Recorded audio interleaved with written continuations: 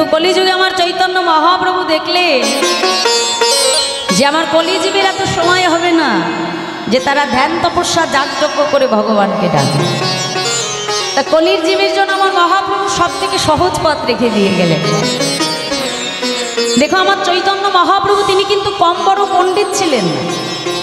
নবদ্বীপে তাকে কি বলে ডাকতো বাবা? নিমাই পণ্ডিত, কি তাই তো? তাহলে নিমাই পণ্ডিত হয়েও তিনি কি পারতেন না আমাদের জন্য মোটা মোটা গ্রন্থ লিখে যেতে? কি বাবা, তাই তো?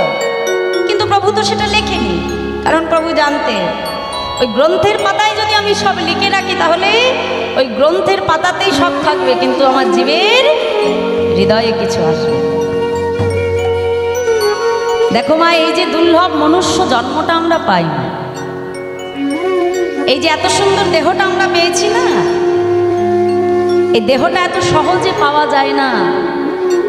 শাস্ত্র বলছে এই দেহটা পাওয়ার জন্য আমাদের প্রত্যেকটা জীবকে কিন্তু ৮০টা লক্ষ যোনি ভ্রমণ করতে হবে। অর্থাৎ শাস্ত্র বলছে স্থাবর বিংশতি নবলক্ষানি জলজা কৃমিয়ারুদ্র সংখ্যক পক্ষী নাম ১০ লক্ষ কম ৩০ লক্ষ কম পশুবানাশ্র ২৪ লক্ষানি মানব। অর্থাৎ এই মনুষ্য জন্মটা পাওয়ার জন্য আমাদের প্রত্যেকটা জীবকে সর্বপ্রথম ২০ লক্ষ বার বৃক্ষকুলে জন্মগ্রহণ করতে হয়। কতবার আসতে হয় বৃক্ষকুলে? এই যে চারপাশে যত গাছ দেখছি, কত প্রজাতির গাছ আছে? ২০ লক্ষ। কত না আম গাছ হয়েছি, জাম গাছ হয়েছি, গুল্ম লতা হয়েছি। মুক্তি পেলাম কবে? যেদিন তুলসী বৃক্ষরূপে আমার জন্ম হলো। নিতাই গৌর হরিব হরিবল হরিবল। ওই তুলসী বৃক্ষরূপে জন্মগ্রহণ করে যেই দিন ওই দেহ দিয়ে আমি আমার গৌর গোবিন্দ সেবা করতে পারলাম, সেই দিন এই ২০ লক্ষ বৃক্ষ জন্ম হতে আমার মুক্তি লাভ হয়ে গেল। তারপরে শাস্ত্র বলছে নবলক্ষানি জলজা, এরপর ৯ লক্ষ বার আমার জলের মধ্যে জন্মগ্রহণ করা হলো। কত না ঝিনুক হয়েছি, শামুক হয়েছি, মাছ হয়েছি, পোকামাকড় হয়েছি, জলজ উদ্ভিদ হয়েছি। মুক্তি পেলাম কবে? যেদিন শঙ্খরূপে আমার জন্ম হলো। কেন মা, দেখো সমুদ্রের মধ্যে এত কিছু ভালো ভালো জিনিস আছে, কিন্তু কোন জিনিসটা ভগবান সেবায় লাগে? কোনটা লাগে বলো? শঙ্খ, কি তাই তো? আর কিছু লাগে? লাগে। তাহলে যেদিন শঙ্খরূপে আমার জন্ম হলো, সেই দিন ৯ লক্ষ জলজ জীবন থেকে আমার মুক্তি লাভ হলো। তারপরে বলছে যে কৃমিয়ারুদ্র শঙ্কর, কৃমিকীট রূপে আমার জন্ম হলো ১১ লক্ষ বার। আর এই কৃমিকীট জন্মের শেষ জন্ম যেদিন মধুকর অর্থাৎ মৌমাছি রূপে আমার জন্ম হলো। তারপরে শাস্ত্র বলছে পক্ষী নাম ১০ লক্ষ কম। এরপর পক্ষীকুলে আমার জন্ম হলো ১০ লক্ষ বার। আর এই পক্ষী জন্মের শেষ জন্ম কোনটা? গোবিন্দের মস্তকে কি থাকে দেখে নাও, ভগবানের মাথায় কি থাকে? হ্যাঁ, ময়ূর পুচ্ছ, তাই তো? তাহলে পক্ষী জন্মের শেষ জন্ম কোনটা মা? ময়ূর। যেদিন ময়ূর হয়ে এসে ভগবানের সেবা করলাম। ভগবানকে যখন দেখবেন পাখা দ্বারা বাতাস করা হয়, কিসের পাখা দিয়ে আমরা গোবিন্দকে বাতাস দিই? ময়ূর পাখা, তাই না? তাহলে যেদিন ময়ূর কুলে জন্ম হলো, সেই দিন ১০ লক্ষ পক্ষী জন্ম হতে আমার মুক্তি লাভ হল। তারপরে শাস্ত্র বলছে ৩০ লক্ষ কম পশু বানস্র। এরপর পশুকুলে আমার জন্ম হয় ৩০ লক্ষ বার। আর পশু জন্মের শেষ জন্ম কোনটা? যেদিন গোমাতা রূপে আমার জন্ম। গাভীর দুগ্ধ দহন করে ক্ষীরসর নবনী তৈরি করে সেই নবনী, সেই দুগ্ধ, সেই ঘৃত যেদিন আমার গৌর গোবিন্দ সেবায় লাগবে, সেই দিন কিন্তু আমরা পশু জন্ম হতে মুক্তি লাভ করলাম। তাহলে এই প্রত্যেকটা জন্মেই কিন্তু আমি লক্ষ্য রাখছি মা, ভালো করে লক্ষ্য রাখো। যতক্ষণ না সেই দেহটা দিয়ে তুমি ভগবান সেবায় লাগতে পারবে ততক্ষণ কিন্তু দেহের মুক্তি ঘটে না। ঠিক একই রকমভাবে বাবা 4 লক্ষ এই মনুষ্য জন্ম, আর যতক্ষণ না এই দেহটা দিয়ে তুমি ভগবান সেবা করতে পারবে ততক্ষণ কিন্তু এই দেহের মুক্তি হবে না। দেখো বাবা, এই যে মনুষ্য জন্মটা দেবতারা পর্যন্ত যুগ যুগ ধরে তপস্যা করে এই মনুষ্য কুলে জন্ম নেবে বলে। কেন বলে? কারণ একটা পশু আর একটা মানুষ, তার মধ্যে পার্থক্য কোথায়? একটা পশু সে যেমন আহার করে, সে যেমন খায়, একটা মানুষ আমরাও কিন্তু আমাদের ক্ষুধা তৃষ্ণা নিবারণের জন্য আহার গ্রহণ করি। একটা পশু দিন অন্তে যেমন নিদ্রা অর্থাৎ ঘুমায়, আমরাও দিন অন্তে ঘুমাই। একটা পশু তার যেমন ভয় আছে, সে যেমন ভয়ে ভীত হয়, আতঙ্কিত হয়, মানুষের মধ্যে একটা ভয় কাজ করে, ভীত, আমরাও ভীত। একটা পশু সে যেমন মৈথুন ক্রিয়া করে, বংশ বিস্তার করে, মানুষ আমরাও বংশ বিস্তার করি। তাহলে একটা পশু আর তোমার মধ্যে পার্থক্য কোথায় হবে বাবা? আমি মনুষ্যকুলে জন্মগ্রহণ করে আমার আচরণটা যদি পশুর মতো হয়, ভালো ভালো জিনিস খাবো, ভালো জায়গায় ঘুরবো, দামি দামি পোশাক পরবো, গয়না পরবো, এই পশুর মতো ক্রিয়া হলে তাহলে একটা রাস্তার কুকুর আর আমার মধ্যে কিন্তু কোনো পার্থক্য নাই। তাহলে একটা পশু আর একটা মানুষের মধ্যে পার্থক্য তখনই হবে বাবা, একটা পশু সে কিন্তু চাইলে একবার বদন ভরে হরি বল বলতে পারে না। কিন্তু আমরা যদি চেষ্টা করি এই দুর্লভ মনুষ্যকুলে জন্মগ্রহণ করে একবার যদি বদন ভরে আমরা হরি বল বলতে পারি এই জন্ম মৃত্যুর চক্র থেকে, তবে এই দেহের মুক্তি ঘটে যাবে। নিতাই গৌর হরি। এই মুক্তি ততক্ষণ হবে না বাবা। শাস্ত্রে বলছি কর্ম বিপাকে গতাগতি পুনঃ পুনঃ মতিরহুতুয়া পরশম। যদি এই দেহটার যদি মুক্তি ঘটাতে হয় তবে গোবিন্দ চরণে সমর্পণ করতে হবে সময় মতো বাবা। আর যদি সেটা না করতে পারি তাহলে এই জন্ম মৃত্যুর চক্রে বারবার তোমাকে আবর্তিত হতে হবে। আর যতবার তুমি সংসারে আসবে, দেখো এই যে আমরা সংসারী জীব মা, একজনও বলতে পারবো এখানে এতজন ভক্ত সমাগম হয়েছে, কেউ বলতে পারবো যে মা আমি সংসারে এসে সুখী আছি? দেখি কে বলতে পারে? পারবো? তার মানে সংসারে আমাদের সুখ নাই। সংসার মানে সেখানে তিতাব জ্বালা আমাদেরকে সহ্য করতে হবে, আধ্যাত্মিক আদি দৈবিক আদি ভৌতিক। এই তিতাব জ্বালায় আমরা প্রত্যেকটা জীব জর্জরিত। কারণ যতক্ষণ এই সংসারে থাকবো ততক্ষণই সংসারের দুঃখ প্রতিনিয়ত আমাদেরকে গ্রাস করে। তাহলে এই সংসার চক্র থেকে যদি তোমাকে বাহির হতে হয় তবে এই দেহকে তোমার ভগবান চরণে সমর্পণ করতে হবে। আর সেই সমর্পণ করবার জন্য কলিযুগে আমার চৈতন্য মহাপ্রভু আবির্ভূত হয়েছে। কিন্তু আমাদের দুঃখের বিষয় মা, যে চৈতন্য মহাপ্রভুর আবির্ভাব তিথি আজকে, সেই দিনে আমরা কি করি? সব থেকে লম্বা রেশন দোকানের মতো লাইনটা কোথায় পাওয়া যায়? মদের দোকান। মদ খেয়ে দেখো, রং মেখে ভূত হয়ে মদ খেয়ে ঘরে আউফাউ রান্না করে সেগুলো খেয়ে আমরা মনে করি এটা আমাদের দোল, খুব দোল। এতে এটা নয় মা। যেমন করে আমরা একাদশী তিথি পালন করি, আজকে আমার চৈতন্য মহাপ্রভু কলির যিনি ভগবান, তার আবির্ভূত তিথিটাকে সেইভাবেই পালন করতে হয়। যিনি আমাদের জন্য হরি বলে কেঁদেছেন, হরি বলিয়েছেন মা, আজ যার জন্য আমরা এখানে হরিনাম শুনতে পাচ্ছি, সেই মহাপ্রভুর আবির্ভাব তিথিতে যদি আমরা এমনভাবে আমাদের দিনকে অতিবাহিত করি মা, তাহলে এই মৃত্যু চক্র থেকে আর বাহির হতে হবে না, সরাসরি একেবারে নরকে চলে যেতে হবে। নিতাই গৌর হরি। তো সেই মহাপ্রভু আমাদের মতো জীবকে উদ্ধার করবে বলে কলিযুগে তিনি আনলেন সেই গোলকের গোপনের প্রেমধন হরিনাম সংকীর্তন। নদিয়ার রাজপথে দাঁড়িয়ে দুটি বাহু প্রসার করে নদেবাসীকে ডেকে ডেকে বলছে, নদেবাসী ধরলা ধরলা কিশোরীর প্রেম নিতাই ডাকে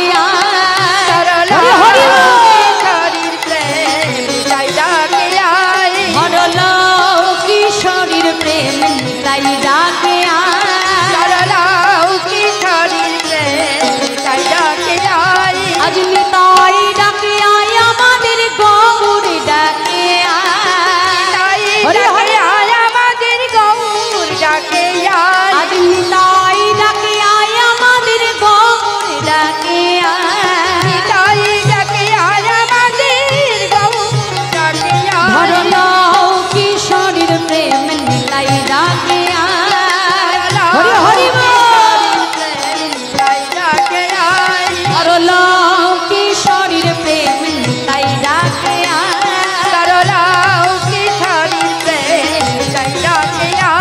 আজ শান্তিপুর ডুবু ডুবু নদে ভেসে যায়, শান্তিপুর ডুবু ডুবু নদে ভেসে যায়, আজ শান্তিপুর ডুবু ডুবু নদে ভেসে যায়। শান্তিপুর ডুবু ডুবু নদে ভেসে যায়।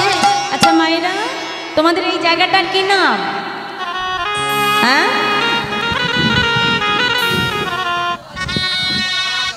শাহজাদাপুর।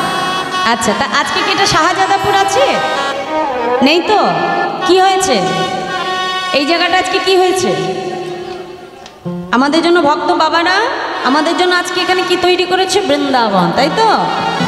শাস্ত্রে বলছে যেদিন যেখানে হয় হরিনাম সংকীর্তন, আর যদি সেটাই হয় সুমধুর ভক্ত সমাগম, আর যদি আমাদের সবার হয় এক মন, না হয় কবু আনমন, সেই তো নিত্য নবদ্বীপ, সেই তো মধুময় শ্রীধা বৃন্দাবন। তাহলে আজকে আমরা যেখানে বসে আছি এটা হলো নবদ্বীপ ধাম, নব বৃন্দাবন ধাম। কি মা, তাই তো? তা আমাদের নবদ্বীপে তো রোজ বন্যা হয়, তাহলে আজকে এই শাহজাদপুরের নবদ্বীপে বন্যা হবে? বন্যা হবে কি? হ্যাঁ, দেখি যদি বন্যা হতে হয় তাহলে আমার সঙ্গে একটা হাত দুটো তুলি, বাহু প্রসার করে উত্তোলন করে একটু উলুধ্বনি করো দেখি। নিতাই গৌর হরি বল। হরিবল হরিবল। বাহ বাহ বাহ বাহ, খুব সুন্দর। বাহ, তাহলে একটু হাত তোলো দেখি একসঙ্গে। হ্যাঁ, করতালি দিয়ে দিয়ে। নবদ্বীপে আসতে গেলে আনন্দে যেতে হবে, তাই তো মা? দেখি বাহু তুলে বলো, আজ শান্তিপুর ডুবু ডুবু নদে ভেসে যায়, হরি হরি ডুবু নদে ভেসে যায়, শান্তিপুর ডুবু ডুবু নদে ভেসে যায়, হরি হরি নদে ভেসে যায়। আবার ফুল ভাঙিয়া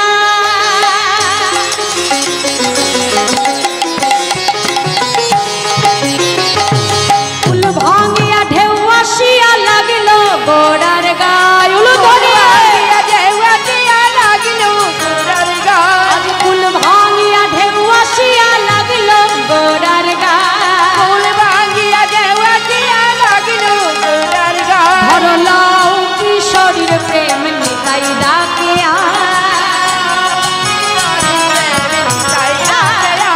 ধরলাও কিশোরীর প্রেম নিতাই ডাকে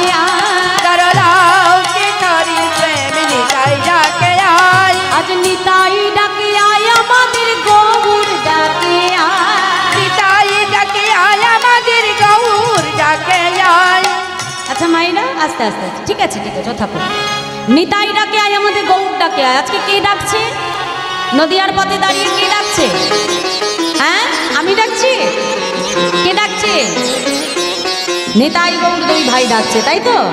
তা এই যে ধরো তোমরা এখানে বসে কীর্তন শুনছো, যদি ঘরে যখন ফিরে যাবে, যাবার সময় যদি ধরো পেছন থেকে তোমার কোনো দিদি ডাক দেয়, ও দিদি একটু দাঁড়াও আমি তোমার সঙ্গে যাব, তাহলে তুমি যে তার ডাকটা শুনেছো বোঝানোর জন্য কি করবে? যে ঠিক আছে দিদি আমি দাঁড়াচ্ছি, তুমি তাড়াতাড়ি এসো।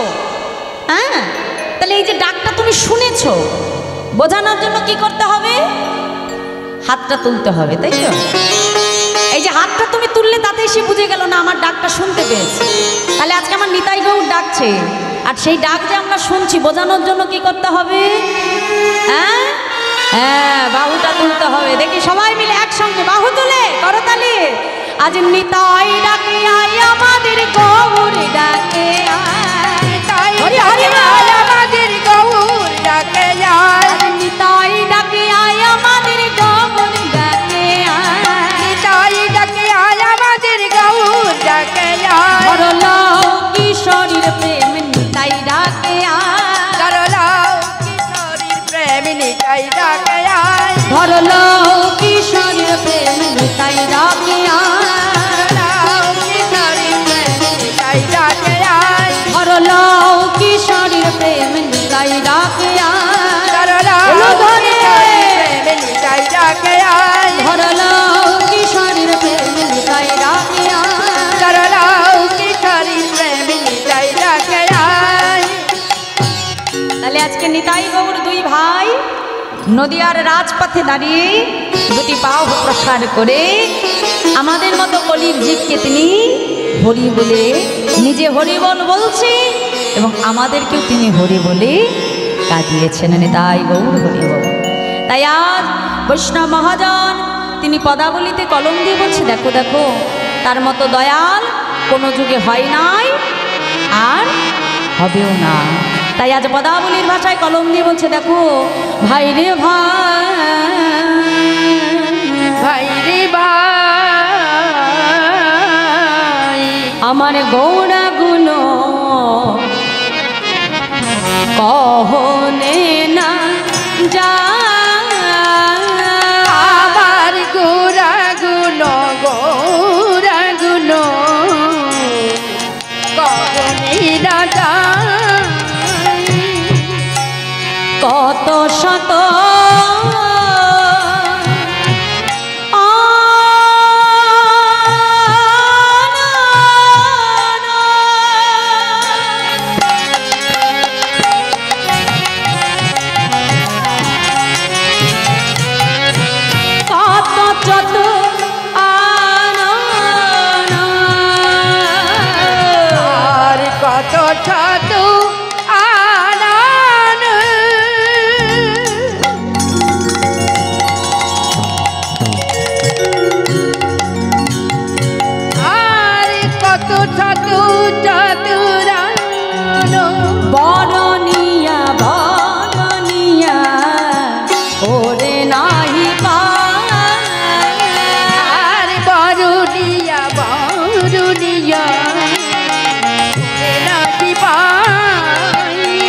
চতুর্মুখে যে না বলতে না রে, চতুর্মুখে যে নাম বলতে না রে, চতুর্মুখে যে না বলতে না রে, মুখে যে নাম বলতে না রে। আমি একবার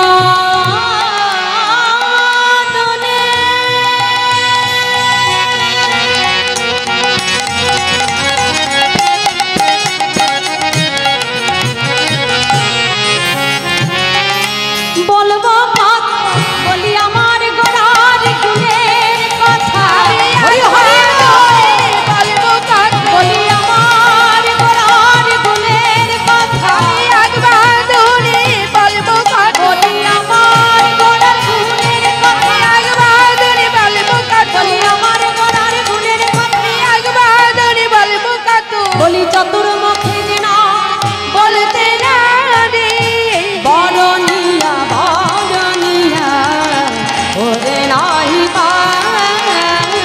আর বারুনিয়া বারুনিয়া ওরে নাকি পারি। তাই কি বললেন যে ভাই রে ভাই আমার গোড়া গুণ কখনো না যায়। ভগবানের গুণের কথা, ভগবানের রূপের কথা এক বদনে কখনো বলে শেষ করা যায় না। তিনি তো অনন্ত গুণের অধিকারী বাবা।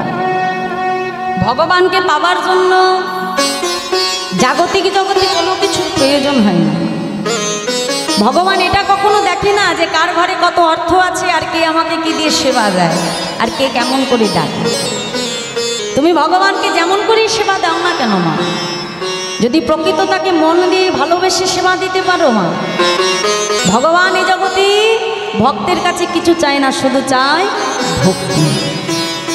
যদি ভক্তি দিয়ে তাকে ডাকার মতো ডাকা যায়, ভগবান জন্মে জন্মে তার চরণের দাস হয়ে থাকে। তার প্রমাণ শ্রীক্ষেত্রপুরী ধামে এক ভক্ত ছিল যার নাম ছিল মাধব দাস। মন দিয়ে শুনবে। তাই মাধব দাস প্রত্যেক দিন নীলাচলে ভিক্ষা করতে যেত, যা কিছু পেত রন্ধন করে জগন্নাথকে সেবা দিয়ে নিজে প্রসাদ পেত। তা 3 দিন হয়ে গেছে বাবা, মাধব দাস ভিক্ষায় যেতে পারে না। তার শরীরটা এতটাই খারাপ যে ভিক্ষায় যেতে পারছে না, 3 দিন হয়ে গেছে। এখন ওই ভিক্ষায় যেতে না পেরে নিজের কুঠিরে বসে বসে মাধব দাস ভজন করছে। আর ভজন করতে করতে ওদিকে জগন্নাথ ক্ষেত্র অর্থাৎ পুরীধামের মন্দিরে জগন্নাথকে যে 56 ব্যঞ্জন দ্বারা ভগবানকে সেবা দেওয়া হয় না, তা সর্বশেষে যে জগন্নাথকে ভোগটা নিবেদন করা হয় সোনার থালায় করে, যে ভোগটা নিবেদন করা হয় পাণ্ডারা যখন ভোগটা নিবেদন করে পুরীর মন্দিরের দরজাটা বন্ধ করে বাহিরে চলে আসে। এটা কিন্তু সত্য ঘটনা, এটা কোনো বানানো কথা নয়, এটা শাস্ত্রের কথা। মাতা লক্ষ্মী দেবী প্রকট হয়ে নিজ হাতে ভগবানকে সেবা করায়। তা আজকে মাতা লক্ষ্মী দেবী প্রকট হয়ে যখন প্রভুকে সেবা করাতে গেলেন মা, ঠিক এমন সময় জগন্নাথ দেব প্রকট হয়ে লক্ষ্মীকে ডেকে বলছে, লক্ষ্মী আজ তো আমি তোমার সেবা গ্রহণ করতে পারবো না। লক্ষ্মী দেবী প্রভুকে ডেকে বলছে, কেন দয়াময়, আমার সেবায় কি কোথাও কোনো ত্রুটি বিচ্যুতি ঘটেছে? আমার সেবায় কি কোথাও কোনো বিঘ্ন ঘটেছে প্রভু? ভগবান বলছে, না লক্ষ্মী, তোমার সেবায় কোথাও কোনো ত্রুটি হয় না। তবে তুমি সেবা করবে না কেন প্রভু? কেন করব না জানো লক্ষ্মী? আজ 3 দিন হয়ে গেল আমার ভক্ত মাধব দাস কিছু গ্রহণ করে না। আমার ভক্ত আজ 3 দিন ধরে অনাহারে থেকে তার কুঠিরে বসে সে ভজন করছে। লক্ষ্মী, এ জগতে আমার ভক্ত যদি কোনো কিছু গ্রহণ না করে থাকে, তাহলে আমি কেমন করে গ্রহণ করব বলতে পারো? যাও লক্ষ্মী, আজকে সেবাটা আর আমি গ্রহণ করব না। এই সেবার বস্তুটা তুমি স্বয়ং আমার মাধব দাসের অঙ্গনে পৌঁছে দাও। ভগবানের কি লীলা বাবা! স্বয়ং লক্ষ্মী দেবী আজকে জগন্নাথের ভোগ মাথায় করে নিয়ে মাধব দাসের কুঠিরে সেই জগন্নাথের প্রসাদটা রেখে দিয়ে লক্ষ্মী অপ্রকট হয়ে গেল। এখন ভগবানের প্রসাদের তো একটা দিব্য গন্ধ আছে বাবা, দেখবে ভালো করে লক্ষ্য রাখবে মা। ভগবানকে যখন যে বস্তুটা ভোগ দেবে, সেই বস্তু একই বস্তু দ্বারা তুমি যখন ঘরে কোনো অন্ন ব্যঞ্জন যখন মাখবে বাবা, প্রসাদের যে স্বাদ, সেই স্বাদ কিন্তু তুমি ঘরে যতই যা কিছু দিয়ে মাখো না কেন, সেই স্বাদ কিন্তু ঘরে আর পাবে না। প্রসাদের এমনই মহিমা। সেই প্রসাদের দিব্য গন্ধটা যখন মাধব দাসের নাসিকা দ্বারা প্রবেশ করলো, মাধব দাসের ধ্যান ভেঙে গেল। ভগবানের প্রসাদের দিব্য গন্ধ পেয়ে বুঝতে পারলেন যেটি আমার জগন্নাথের প্রসাদ। এখন প্রসাদটা সেবা করে থালাটি মার্জন করে মাধব দাস রেখে দিয়েছে কুঠিরে। ওদিকে পরের দিন কি হলো মা, পাণ্ডারা যখন সকালবেলায় দরজাটা খুলে থালাটা নেবে বলে যখন মন্দিরে প্রবেশ করেছে, দেখে মন্দিরের ভেতরে সোনার থালা নাই। তারা মনে মনে চিন্তা করছে, থালা কে চুরি করল? চারিদিকে পাণ্ডারা খুঁজতে আরম্ভ করলেন বাবা। খুঁজতে খুঁজতে যখন ওই মাধব দাসের কুঠিরে এসে পৌঁছালো, দেখলেন জগন্নাথের সেবার সোনার থালা গ্লাস বাটি সব মাধব দাসের কুঠির। তারা তো আর ভক্তের মহিমা জানে না গো।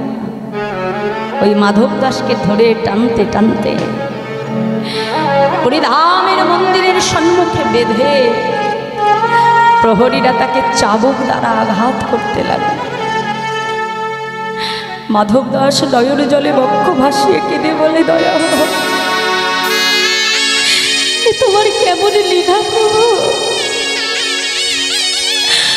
আজ আমাকে চুরির দায়ে তোমার সম্মুখে দাঁড়িয়ে হেন অপবাদ আমাকে সইতে হচ্ছে। দয়া দেখো, আজ আমি তোমার ভজন করে তোমাকে সেবা করে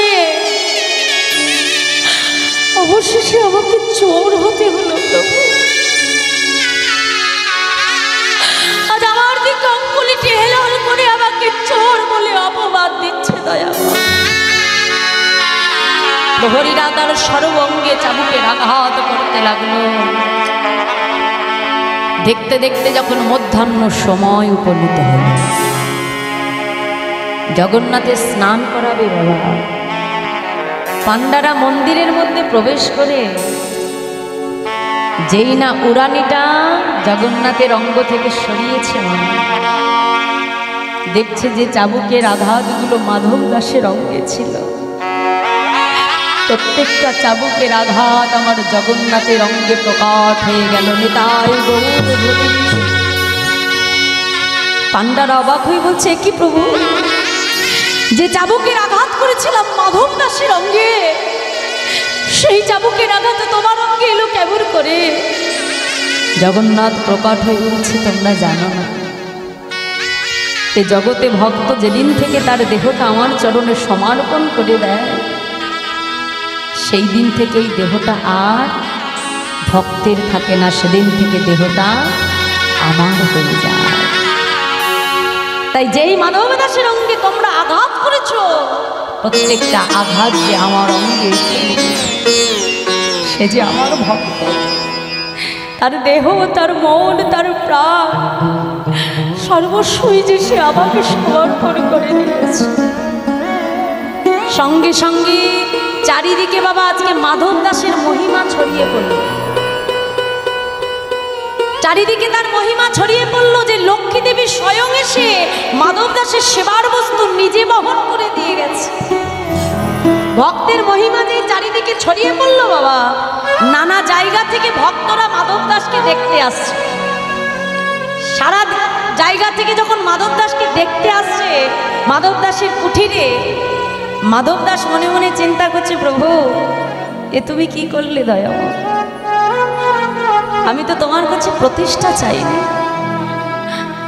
আমি তো তোমার কাছে আমার সম্মান, এই জাগতিক জগতের প্রতিষ্ঠা, এগুলো আমি তো তোমার কাছে চাইনি প্রভু, কেন দিলে, কেন দিলে আমাকে এই যশ? প্রভু আজ তোমার এই যশ কীর্তির জন্য আমার ভজনে যে বিঘ্ন ঘটছে প্রভু, আমি যে ভজন করতে পারছি না, আমার এই যশ কীর্তি চাই না, বলো বলো প্রভু, আমি কেমন করে এই যশ কীর্তি থেকে আমি মুক্তি পাবো, তুমি আমাকে বলে দাও। জগন্নাথ মাধব দাসকে প্রকট হয়ে বলছে, মাধব, যদি মুক্তি তোমাকে পেতে হয় তাহলে এই নীলাচল তোমাকে ত্যাগ করতে হবে, যাও এই নীলাচল ছেড়ে তুমি অন্য কোথাও চলে যাও। মাধব দাস ছদ্মবেশে এক ভিখারির বেশ ধারণ করে নীলাচল ত্যাগ করে দিলেন। এখন ওই দাঁড়ে দাঁড়িয়ে যে ভিক্ষা করে বাবা, গ্রামের বাইরে চলে গেছে, দাঁড়িয়ে দাঁড়িয়ে ভিক্ষা করে, তা ওই মাধব দাস দেখো, শাস্ত্রে বলে মহন্তের স্বভাবই হয় তারিতে পামো, নিজ কার্য নাই তবু জান পড়ে। সবার ঘরে কিন্তু বৈষ্ণবের চরণধুলি পড়ে না বাবা, দেখবেন 4-5 তলা বিল্ডিং তৈরি করে রেখেছে, কিন্তু জীবনে কোনোদিনও এক ভক্তের চরণধুলিও পড়ে না, সাধুগুরু বৈষ্ণবের চরণধুলিও পড়ে। একদম গেটের বাইরে বড় করে একটা দরজা টানিয়ে দিয়েছে, আর এমনভাবে পাঁচিল টেনে দিয়েছে যে কারোর সাধ্য নাই বাড়ির ভেতরে ঢুকতে পারে। হ্যাঁ, তাহলে ওই ঘরে জীবনে কোনো সাধুগুরু বৈষ্ণবের চরণধুলি পড়ে? দেখো মা, ঘর শুধু বানালেই তো হবে না, ঘর শুধু ইট পাথর দিয়ে ঘর তৈরি হয় না মা, ঘরটা মন্দির হবে তখনই যখন সেই ঘরে নিত্য ভগবানের সেবা হবে, যখন সেই ঘরে বৈষ্ণবের চরণধুলি পড়বে, যখন সাধুগুরু বৈষ্ণবের আগমন হবে, ভক্ত সমাগম করবে, তখনই সেই ঘরটা গৃহ থেকে একটা মন্দিরে রূপান্তরিত হয়ে যায়। তাই নাহলে সারা জীবন ঘরটা ইট কাঠ পাথরের ঘরই হয়ে থেকে যায়।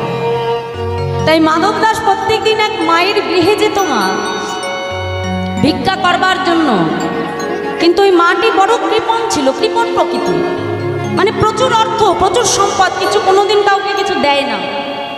তো মাধব দাস প্রত্যেকদিন ভিক্ষা করতে যায়, তাকে মানে বাড়ি থেকে বাহির করে দেয়।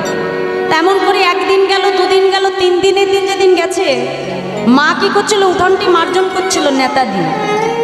আর যেই মাধব দাস আজও এসে ভিক্ষা চাইল, সঙ্গে সঙ্গে ওই গরিবাই কি করলো বাবা, ওই যে নেতাটা দ্বারা মুছছিল, ওই নেতাটা মাধব দাসকে লক্ষ্য করে ছুড়ে মেরেছে।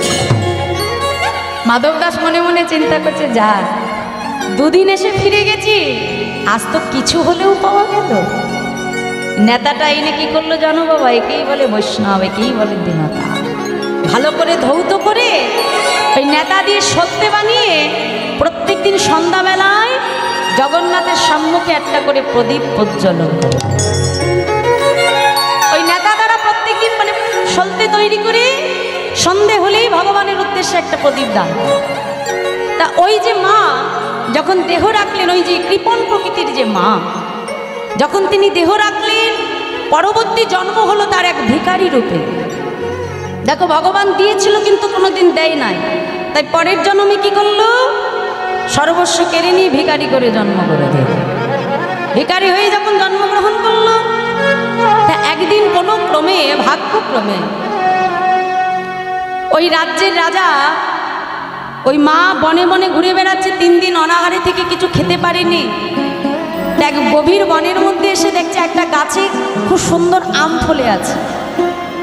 ক্ষুধা নিবারণের জন্য কি করেছে, গাছে একটা ঢিল মেরে আম পাড়তে গিয়ে পড়বি না পর সেই ঢিলটা যে পড়েছে ওই বাগান থেকে সেই রাজ্যের রাজা যাচ্ছিল তার অঙ্গে এসে লেগেছে। এখন প্রহরীরা যখন সেই মাকে ধরে নিয়ে এলো রাজার সম্মুখে, মা অনুনয় বিনয় করে মহারাজকে ডেকে বলছে, মহারাজ আমি ইচ্ছে করে আপনার অঙ্গে ঢিল মারি না, আসলে 3 দিন হয়ে গেল আমি অনাহারে আছি, আমার কিছু বড় ক্ষুধা পেয়ে আজ এখানে এই গভীর বনে আমি ঘুরতে ঘুরতে এসেছি। ক্ষুধা নিবারণের জন্য একটা আম পাড়তে গিয়ে ঢিল যেই মেরেছি, ঢিলটা আপনার অঙ্গে যেয়ে লেগেছে, আপনি যেন আমার কোনো অপরাধ নেবেন না। মহারাজ তিনি ছিল বড় দয়ালু মা, মনে মনে চিন্তা করলো আমার রাজত্বে বসে একজন অনাহারে থাকবে, এটা আমি রাজা হয়ে কখনো মানতে পারি না। বড়িমাইকে ডেকে বলছে, শোনো বড়িমাই, আজ হতে আমার রাজ্যের পশ্চিম দিক আমি তোমাকে দান করে দিলাম, যাও আজ হতে আমার রাজ্যের পশ্চিম দিকের অংশ তোমার হয়ে গেল।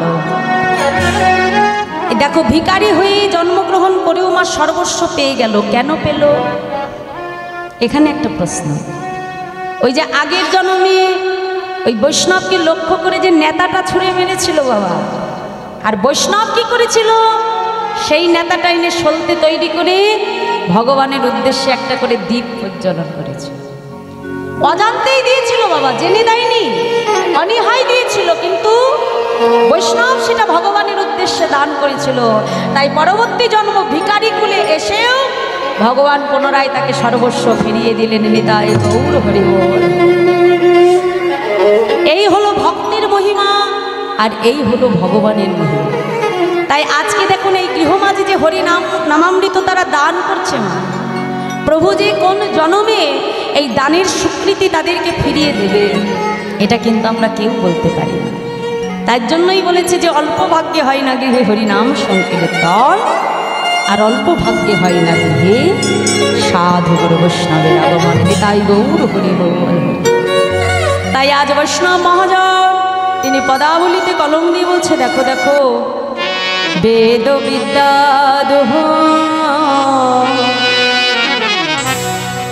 কিছু নাহি জানো তো, বেদ বিদ্যা দুঃখ কিছু নাকি জানো তো, সে যদি গো রঙ্গ করে যদি গৌরাঙ্গ কারি সে যদি গো রঙ্গ করে যদি গৌরাঙ্গ কারি ঠাকুর নয়ন দেতে ভনে সেই তো সকলে জানে। ঠাকুর নয়ন সেই তো সকলে জানে। সর্বসিদ্ধি সর্বসিদ্ধে করতালে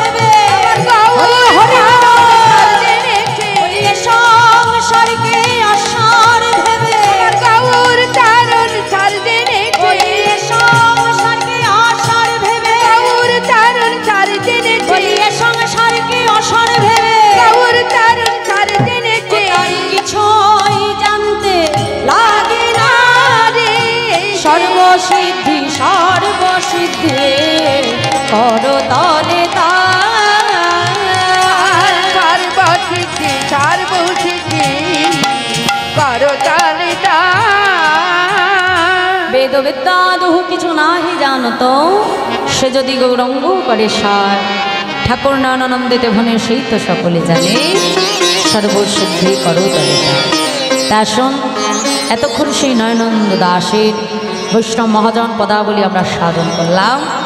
এতক্ষণ আমরা ছিলাম শ্রীধাম নবদ্বীপ ধামে। এবার সবাই মিলে একটুখানি আমরা যাব মধুময় শ্রীধাম বৃন্দাবন। যদি এটাই হলো বৃন্দাবন মা কি মা, তাই তো এটাই আজকের বৃন্দাবন, তাই না? তা বৃন্দাবন যেতে গেলে কি বলতে হয় মায়েরা বলো, জোরে বলো, রাধে রাধে। বাহ, তাহলে এই বৃন্দাবনে যখন এসেছি একটু রাধা নাম গাইবো তো, কি সবাই গাইবো? চলো আজকে সবাই মিলে একটু আনন্দ করতে করতে, যেমন ওই বাজনার পেছনে দুপুরে সবাই নেচেছো রং খেলে খেলে, সেরকম এখানে একটু আনন্দ করতে হবে। চলো সবাই মিলে মন নিয়ে। মেরা মন पंछी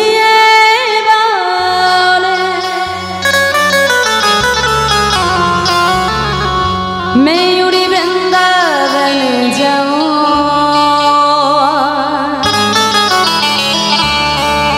ब्रज की लता पतनी।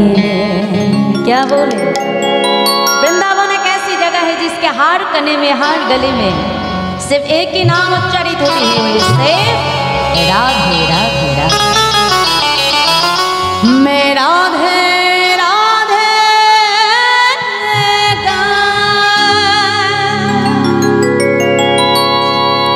मैं शाम शाम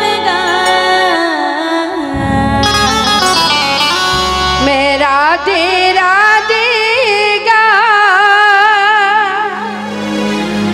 श्याम श्याम गा। তাহলে বৃন্দাবন যেতে হবে তো মাইনা, তাহলে একটা হাত তোলো দেখি আমার সাথে। दोनों हाथ उठा के ताली की सेवा करिए। चलो मैं राधे राधे गाऊं, मैं शाम शाम गाऊं, राधे हरि हरि गाओ, श्याम श्याम गाओ। मैं राधे राधे गाऊं, मैं शाम शाम गाऊं, राधे राधे गाओ, श्याम श्याम गाओ।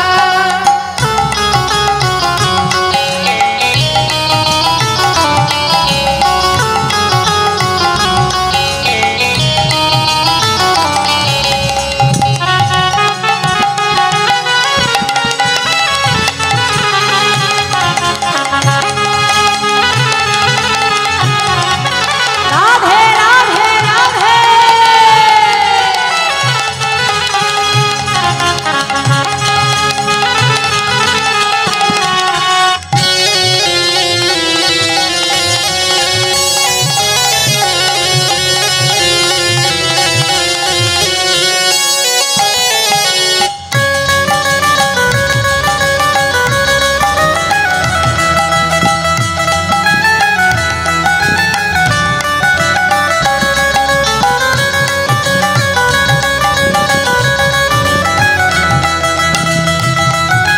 राधे राधे।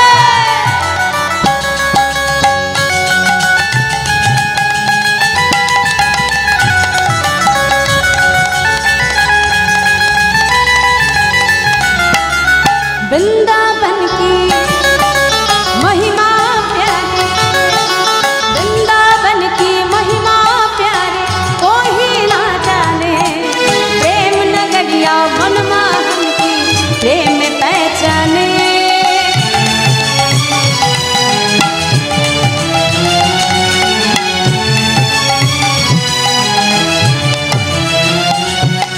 ब्रज गलियों में झूम झूम के राधे राधे। देखिए हाथ बोले, हरि बोल, राधे।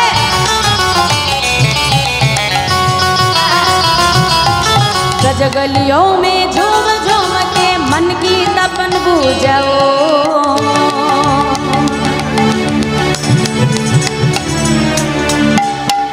प्रेम से बोलिए राधा रानी की जय बाकी बिहारी लाल की जय। জয়টা কিন্তু জোর হলো না। হ্যাঁ, বৃন্দাবনে মায়েদের জন্যই নাকি আছে তো? হ্যাঁ, তাহলে একটু জোর করে ভগবানের নামে জয়ধ্বনি দিতে হবে। দেখি প্রেম সে বলিয়ে বাকি বিহারি লাল কি।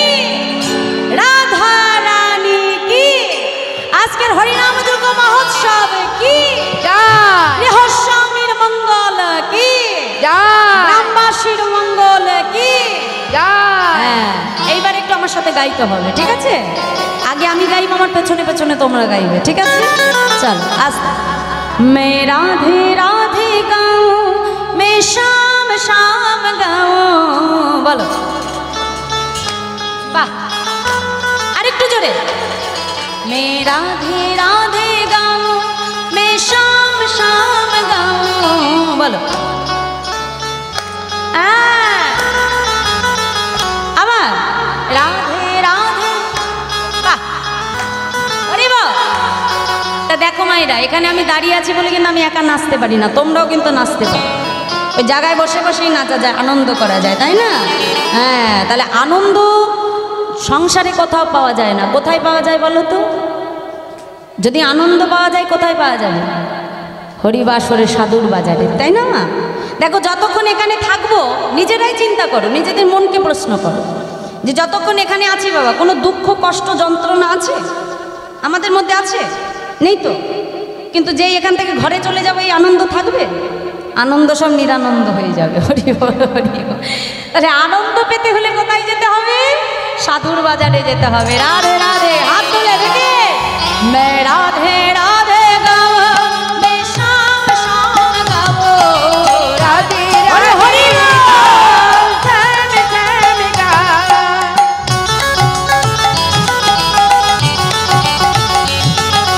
হাত তুলে, রাধে, সবাই মিলে বাহু তুলে। হরি হরি বল। রাধে রাধে।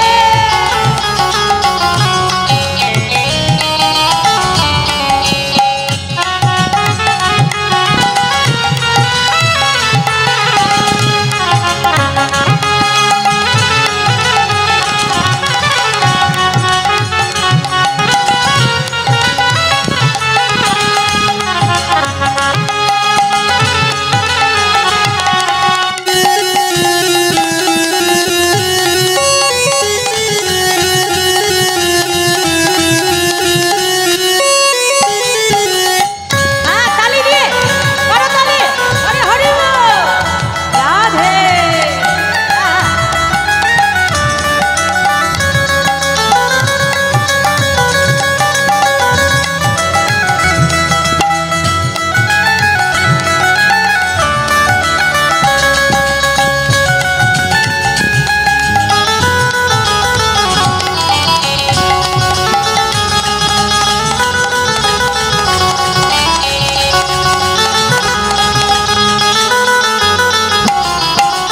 निधुबंजी में जहाँ कन्हैया, निधुबंजी में जहाँ कन्हैया रास रचाते हैं, प्रेम भरी अपने बांसुरिया अब बजाते हैं।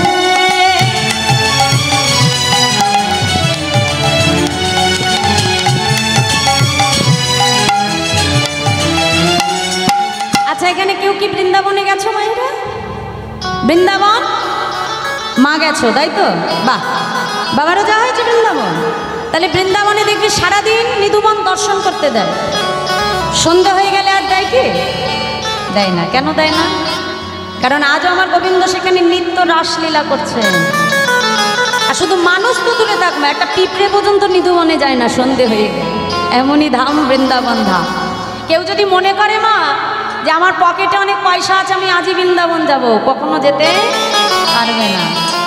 বৃন্দাবনটা এমনই ধাম যে রাধারানী যতক্ষণ না কৃপা করে তোমাকে টানবে, যতক্ষণ না তোমাকে ডাকবে, তুমি কিন্তু তার কৃপা না পেলে বৃন্দাবন যেতে পারবে না।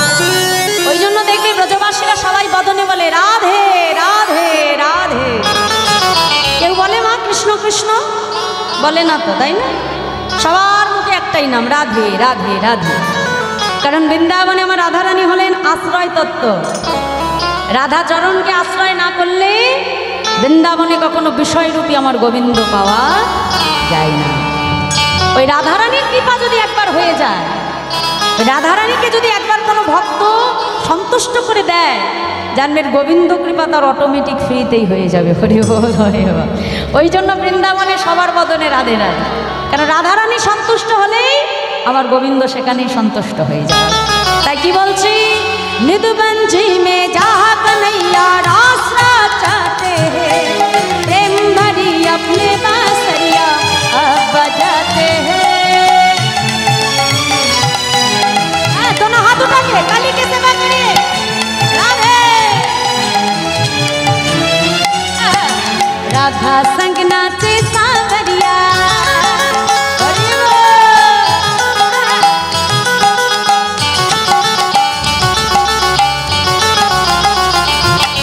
राधा संग नाचे सांवरिया, दर्शन करके आओ।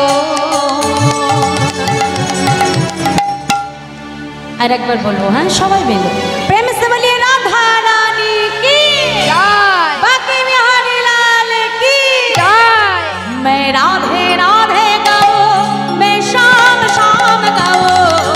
রাধে রাধে গাও, ঝম ঝম গাও। मैं राधे राधे गाओ, मैं शाम शाम गाओ।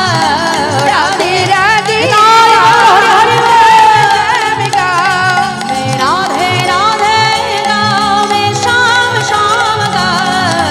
রাধে রাধে গাও, ঝম ঝম গাও।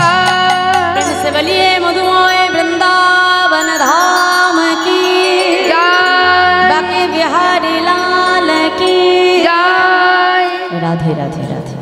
তাই মধুময় ধাম বৃন্দাবন, সেই বৃন্দাবনের রাধা গোবিন্দের মিলিত তনু বলেন আমার গৌর হরি। দেখো মা, এ জগতে আমরা অনেকেই আছি, রাধা গোবিন্দের লীলাকে নিয়ে আমরা নানা কথা বলি। অনেকে দেখবেন আছে এখনকার আমাদের ঘরের ছেলে মেয়েরা অনেকেই বলে, বাবা গোবিন্দ যদি অত সখিনী লীলা করতে পারে তাহলে আমি পারবো না, এটা অনেকে বলে ব্যঙ্গ করে। কিন্তু আগে আমাদেরকে জানতে হবে যে রাধা গোবিন্দ কি না। আমার গোবিন্দ যেমন, আমরা যেমন একটা মানুষ মা, তা আমাদের এই দুটো হাত দিয়ে, আমাদের নিজেদের দুটো হাত দিয়ে যদি আমরা কেউ কাউকে জড়িয়ে ধরি, এই হাত দিয়ে যদি আমি নিজেকে নিজে জড়িয়ে ধরি, তাহলে কেউ কি কোনো খারাপ কথা বলবে বাবা? বলো তো, কি মা বলবে? আমার হাত দিয়ে আমি আমাকে জড়িয়ে ধরেছি, এটা কোনো খারাপ কিছু আছে? নেই। ঠিক তেমনি আমার গোবিন্দ নিজের বাম অঙ্গ থেকে, আলাহাদিনী শক্তির সমান, নিজের বাম অঙ্গ থেকে আমার রাধারানীকে সৃষ্টি করলেন। ভগবান তৈরি হয় তিনটি অংশ দ্বারা বাবা, সৎ, চিত, আনন্দ। এই সৎ অংশ হচ্ছে সন্দিনী শক্তি, চিত অংশে হলো আমার চৈতন্য শক্তি, আর আনন্দ অংশে হলো আল্লাহাদিনী শক্তির রসম আমার প্রেমময়ী রাধা ঠাকুর। নিজেরই অঙ্গ থেকে, বাম অঙ্গ থেকে। এই জগতে যখন আমরা কোনো খেলা খেলতে যাই বাবা, এই যে আপনারা যেমন আজকে রং খেললেন, হোলি খেললেন, তা আমি যদি নিজেই নিজের গালে আবির মাখিয়ে খেলি, ভালো লাগবে কি মা? ভালো লাগবে? নিজে নিজের গায়ে রং মাখালে ভালো লাগবে? একে অপরকে রং দেবো, তবেই তো সেই খেলার মধ্যে আনন্দ হবে, তাই না? তাহলে একা একা খেলা করলে ভালো লাগে না। গোবিন্দ এই জগতে যে লীলাটা করবে, একা একা করলে ভালো হবে? ভালো লাগবে না।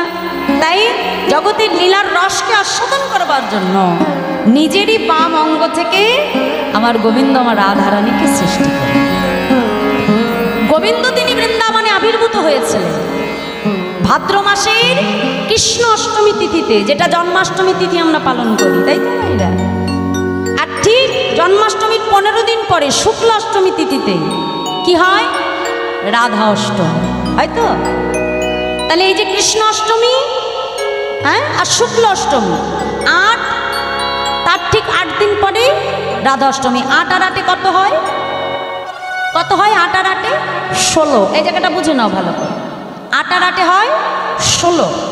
তাহলে যেহেতু আমার গোবিন্দ আবির্ভূত হয়েছিলেন শুক্লাষ্টমী তিথিতে, কৃষ্ণ অষ্টমী তিথিতে, আর রাধারানী হয়েছিলেন শুক্ল অষ্টমী তিথিতে, তার এই 8 আর 8 অর্থাৎ রাধা গোবিন্দের মিলিত তনু যেহেতু আমার গৌর সুন্দর, তাহলে এই অষ্টমী তিথিতে পরিপূর্ণ হয়ে 16 কলায় চাঁদ যেদিন গগনে পূর্ণ প্রস্ফুটিত হয়, সেই দিন অর্থাৎ এই পূর্ণিমা তিথিতে, গৌর পূর্ণিমা তিথিতে আমার মহাপ্রভু তিনি আবির্ভূত হয়েছে।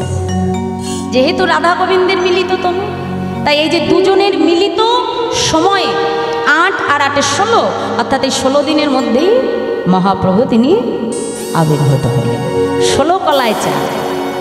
কিন্তু আমরা যে আকাশে চাঁদটা দেখি বাবা, এখানে একটা প্রশ্ন আছে। আমরা যে আকাশে চাঁদটা দেখি সেটা কিন্তু 16 কলায় চাঁদ নয়।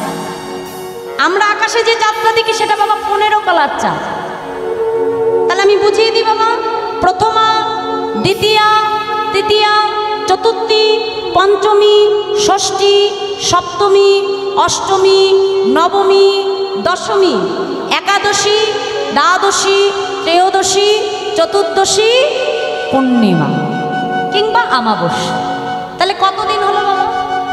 15 দিন। তাহলে এখানে তো 16 হলো না। আপনারা বলবেন মা তুমি তো ভুল বলছো, এখানে তো 16 হলো। আমরা আকাশে যে চাঁদটা দেখি সেটা হলো 15 কলায় পরিপূর্ণ চাঁদ। তাহলে আর একটা কলা কোথায় গেল? আর একটা কলা কোথায় আছে বলতে পারবেন বাবা? দেবাদিদেব মহাদেবকে লক্ষ্য রাখবেন। ভোলানাথের মাথায় কি থাকে? এক ফালি চাঁদ দেখতে পাই না? ভোলানাথের জটার মধ্যে ছিল আর এক ফালি চাঁদ। এখানে একটা কাহিনী আছে। দেবগুরু বৃহস্পতির অভিশাপে বৃহস্পতির পত্নীকে যখন হরণ করতে গিয়েছিলেন, সেই দেবগুরুর বৃহস্পতির অভিশাপে চন্দ্র অর্থাৎ চাঁদ গুরুপত্নীর উপরে নজর দেওয়ায় বৃহস্পতি তাকে অভিশাপ দিয়েছিল যে তুই 16 দিনের মধ্যে ক্ষয় হয়ে যায়। তা 16 দিন হতে যখন 15 দিন হয়ে গেল, চাঁদ ক্ষয় হতে শুরু করলো না। দেখবে 15 দিন যখন হয় এক এক দিন করে যায় আর চাঁদের এক একটা অংশ কমতে থাকে। ভালো করে লক্ষ্য রাখবে। এখন একটি কলা বাকি আছে, মানে 16 দিন হতে একদিন বাকি।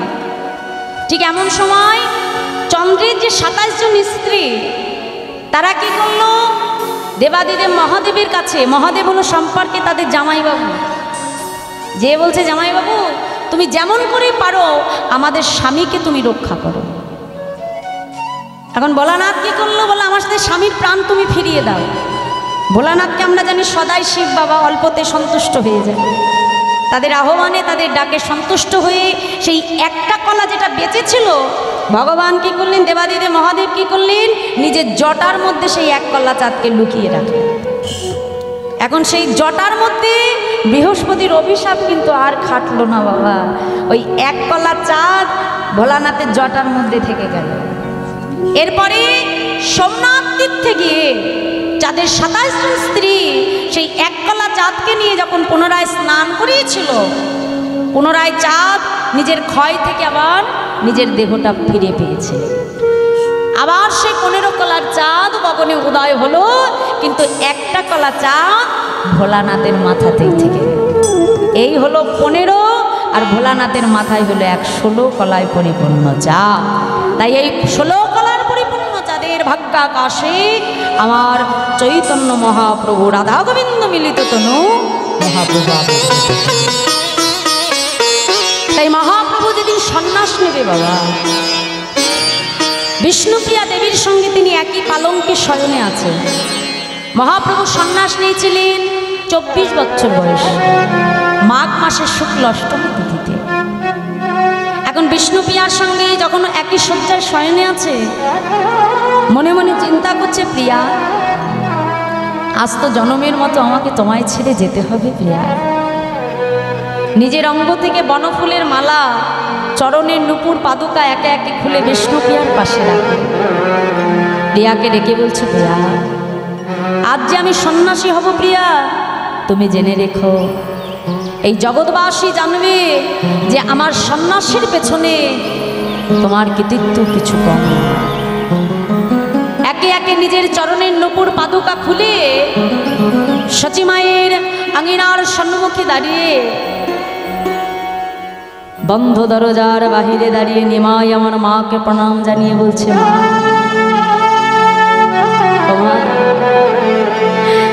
আজ তোমার নিমাই জনমের মতো তোমায় ছেড়ে চলে যাচ্ছে।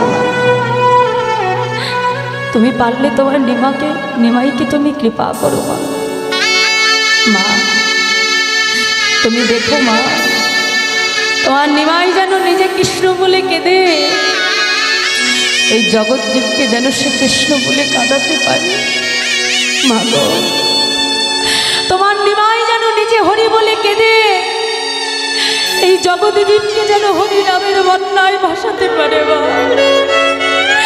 তুমি তোমার নিমাইকে কৃপা করো। দরজার বাহির হতে মাকে প্রণাম জানিয়ে জনমের মতো আমার প্রভু ঘরের বাহির হয়ে গেলেন। আর ওদিকে বিষ্ণুপ্রিয়া পালঙ্কের উপরে ঘুমোতে ঘুমোতে বাবা হঠাৎ নিদ্রার মধ্যে যেই না পালঙ্কের উপরে হাতটা পড়লো তার পাশে, বিষ্ণুপ্রিয়া চমকে উঠলেন। ঘুম ভেঙে দেখছে পাশে তার প্রভু নেই মা, পড়ে আছে প্রভুর পরিহিত বনফুলের মালা, পড়ে আছে আমার মহাপ্রভুর চরণের নূপুর, চরণের পাদুকা। বিষ্ণুপ্রিয়া বুঝতে পারলেন তার স্বামী আর তার কাছে না। প্রভুর পরিহিত বনফুলের মালাটাকে বুকের মধ্যে জড়িয়ে ধরে নয়ন জলে বক্ষ ভাসে বিষ্ণুপ্রিয়া কাঁদতে লাগলেন।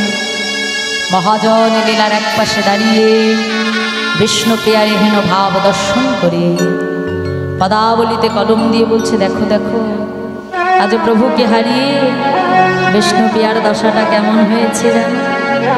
হেথা বিষ্ণুপ্রিয়া চমকি ওঠে আজ পালঙ্কে বুলায় হাত গো, আজ পালঙ্কে বুলায় হাত গো, পালঙ্কে বুলায় হাত গো, পালঙ্কে বুলায় হাত গো, প্রভু না দেখিয়া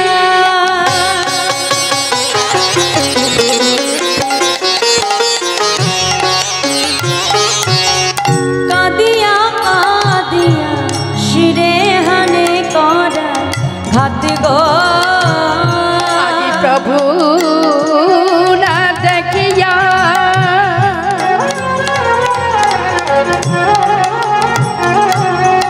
কাঁদিয়া কাঁদিয়া শিরিহানি করা ঘাত গো, বলে প্রভু তুমি কোথায় গেলে, বলে প্রভু তুমি কোথায় গেলে, বলে প্রভু তুমি কোথায় গেলে, বলে প্রভু তুমি কোথায় গেলে, এই অভাগিনীকে একা ফেলে বলো প্রভু তুমি কোথায় গেলে, অভাগিনী হরি হরি একা ফেলে প্রভু তুমি কোথায় গেলে, এই অভাগিনীকে একা ফেলে প্রভু তুমি কোথায় গেলে, অভাগিনীকে একা ফেলে, প্রভু তুমি কোথায় গেলে, অভাগিনীকে একা ফেলে, প্রভু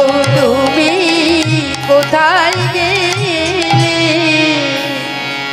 বিষ্ণুপ্রিয়া যেই না দেখলেন যে পাশে তার প্রভু না, মনে মনে চিন্তা করছে আমার এই দুঃখের কথা আমি কার কাছে বলব? একজন মায়ের কাছে যেয়ে কি বলা যায় মা তোমার সন্তান আর আমার কাছে নাই? বিষ্ণুপ্রিয়া মনে মনে চিন্তা করছে কিন্তু মা ছাড়া যে আমার আর কেউ নাই, মাকে যে আমার এই কথাটা জানাতেই হবে। ছুটতে ছুটতে সচিবাইয়ের দরজার সম্মুখে এসে চিৎকার করে বিষ্ণুপ্রিয়া ডাক দিল, মা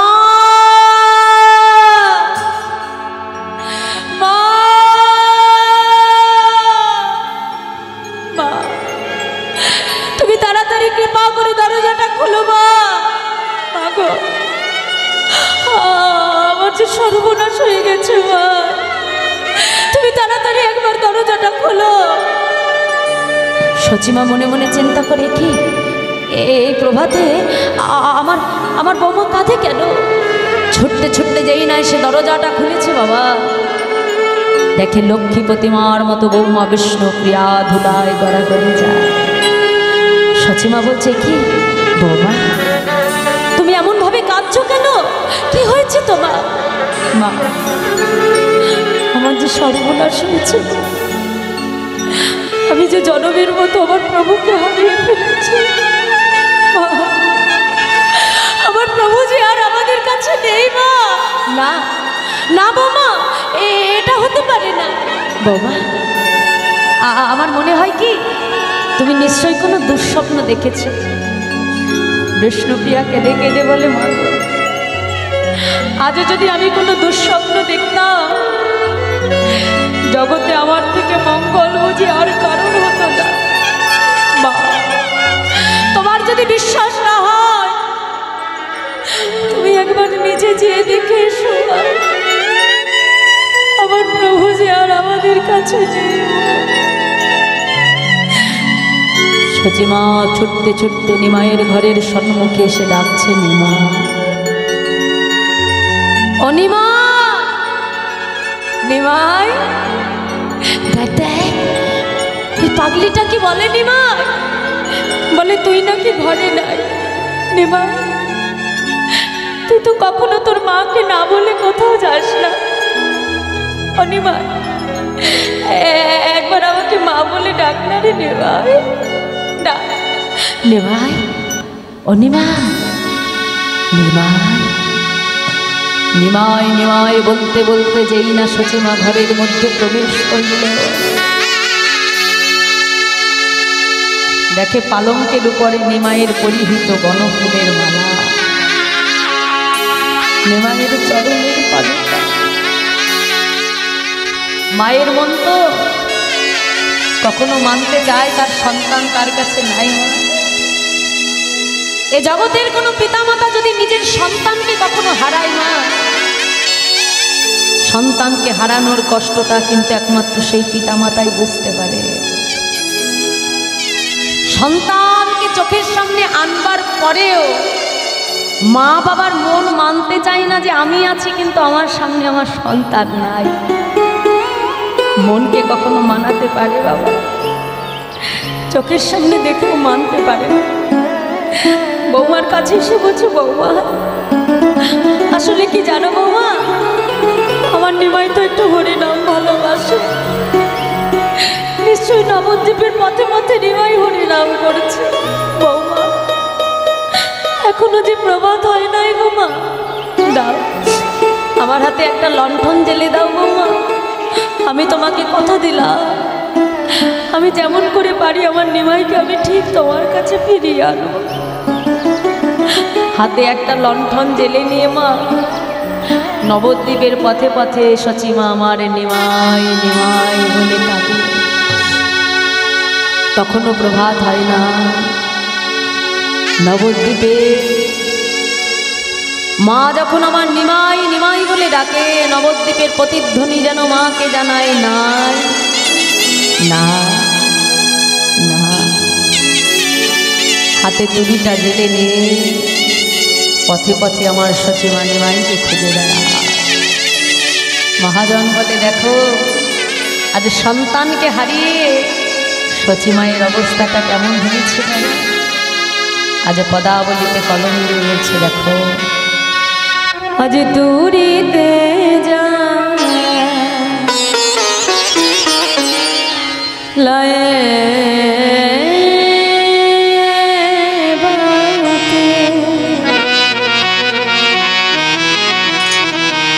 মায় আমারে খুঁজেছেন ইতিওতে।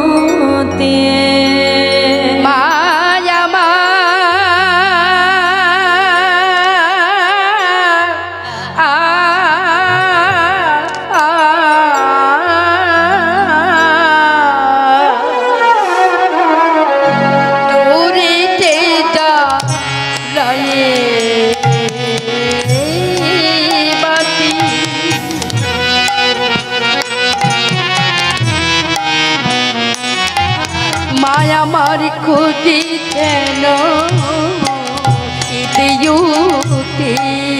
আজ কোনটা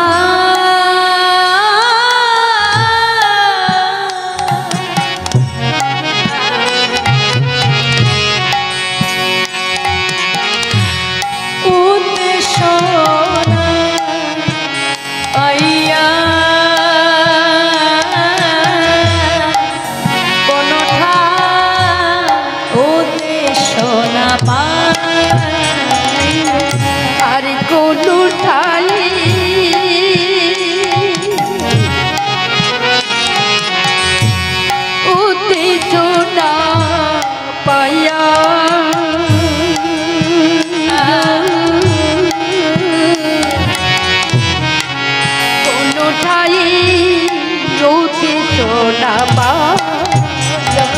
তোমরা কেউ কি দেখেছো নাকি? বলো বলো তোমরা কি কেউ দেখেছো নাকি? বলো তোমরা কেউ কি দেখেছো নাকি? বলো তোমরা কি কেউ দেখেছো নাকি? বলো আমার নিমাই কোথায় গেছে? তোমরা বলো বলো নদীবাসী